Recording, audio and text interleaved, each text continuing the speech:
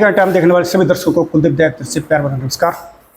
और आज हमारे साथ इस अटेली विधानसभा क्षेत्र से प्रत्याशी नेताजी अतरलाल जी बने हुए हैं और पिछले काफ़ी वर्षों से इस क्षेत्र के लिए संघर्ष कर रहे हैं और दिन प्रतिदिन ये हर परिवार से, हर सदस्य से जुड़े हुए हैं।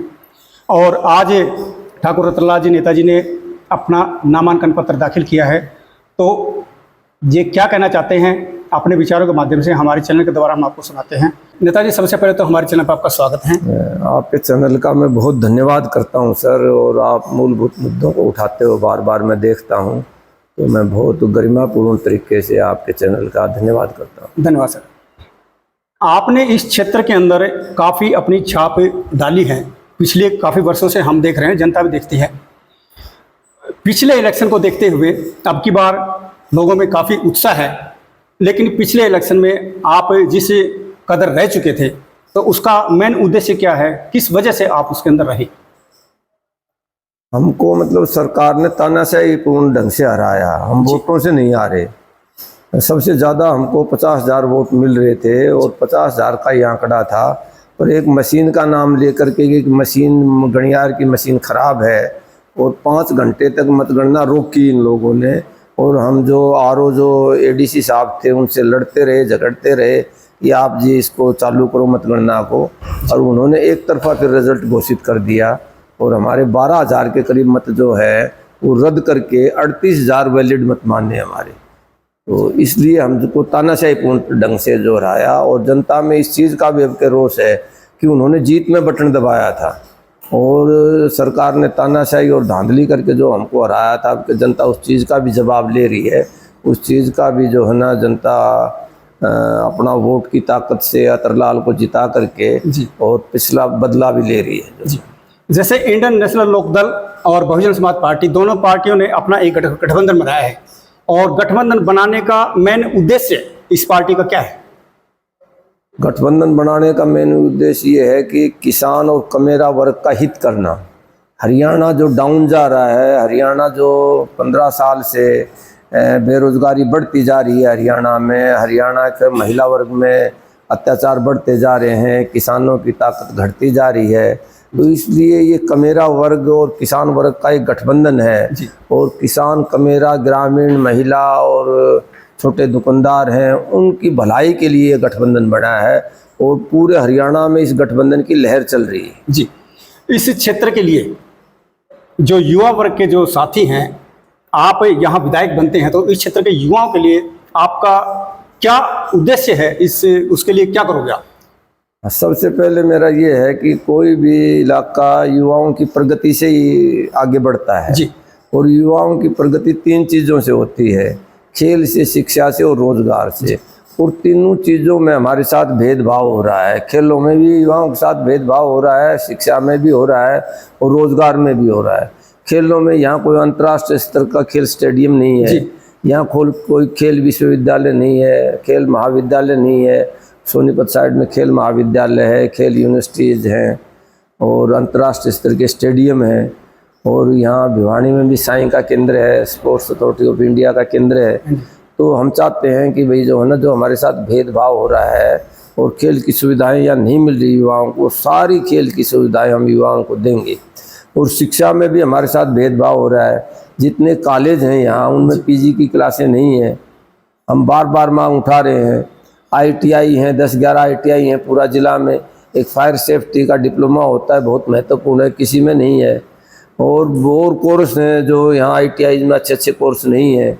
तो शिक्षा में भी यहाँ के युवाओं से भेदभाव हो रहा है। और रोज़गार में तो अति कर दी सरकार ने, सारे के सारे जितनी भर्तियाँ थी वो रद्द कर दी, पेपर लीक कर दी, हाई कोर्ट में पेंडिंग पड़े हैं।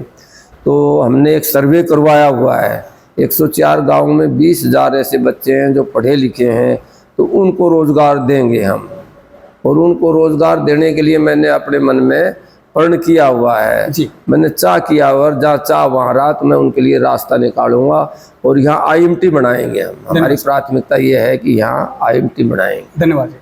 यहाँ के किसान वर्ग और गरीब वर्ग, इनके बारे में आपने क्या सोचा? इनको क्या सुविधाएं दिलाना चाहेंगे किसान वर्ग को और गरीब वर्ग? किसान और गरीब वर्ग की लड़ाई ही मैं लड़ूंगा, क्योंकि गरीब वर्ग जो है, जो मजदूरी करता है और करता है, उसके लिए कोई लेबर ऑफिस नहीं है यहाँ, कनीना में नहीं है, अटेली में नहीं है। तो दोनों जगह हम चाहते हैं कि लेबर ऑफिस बने यहाँ, जिससे जनता के जो श्रमिक भाई हैं उनका काम यहीं बन जाए।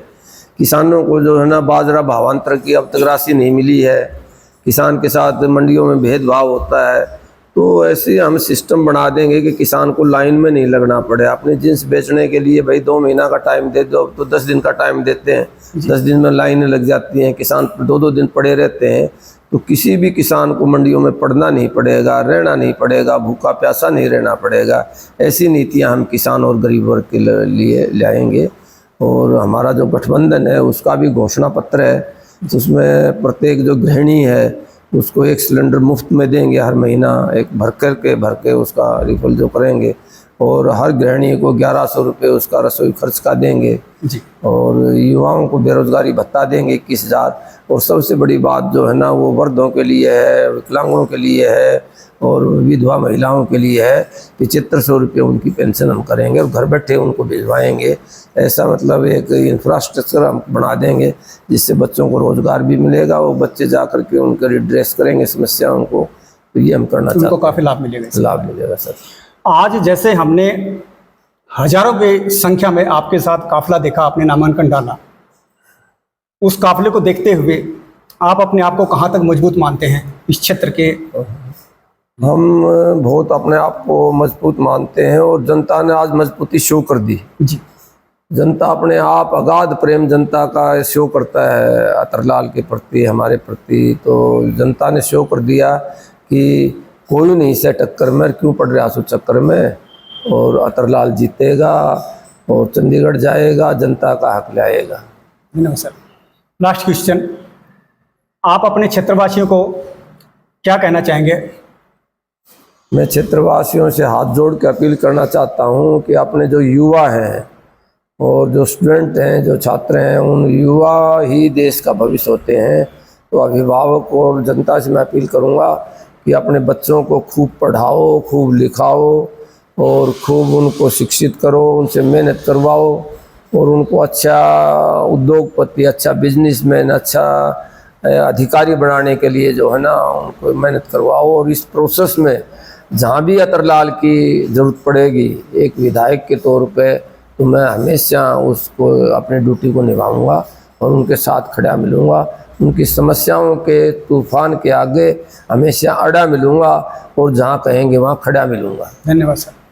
ये आपने देखा, नेताजी अतरलाल जी ने अपना पूरा फैसला सुना दिया है आपके हित में।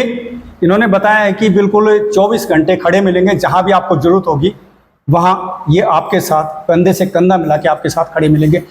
तो आप देख रहे थे दैनिक टाइम्स कुलदीप दया के साथ।